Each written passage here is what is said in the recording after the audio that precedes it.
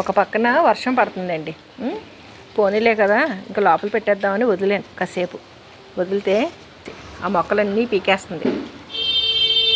ఇప్పటిదాకా ఇక్కడ శంఖం తీగని పీకిందండి. వర్షానికి తడిసిపోయి ఎలా అయిపోయిందో. ఈ చివరే రాధా గోపీలు ఉంటాయి. చిరు మాత్రం ఇక్కడ ఈ సిటౌట్లో కూర్చుంది. ఏరా చిరు, ఈ నెట్ నుంచి తీసేసామండి ఇంక ఇట్లని. వాటిని పుట్ట కూడా బయట పెట్టేసాం, తడిసిపోతుంది ఓకని. ఈ రూమ్ రెడీ చేసి ఉంచాం ఇంకెక్కడికి వెళ్ళిపోతాయి. వర్షాకాలం ఇక్కడే ఉంటాయండి ఇవి. రోజా మాత్రం పెత్తనాలు చేస్తే ఎలా తింటుందో.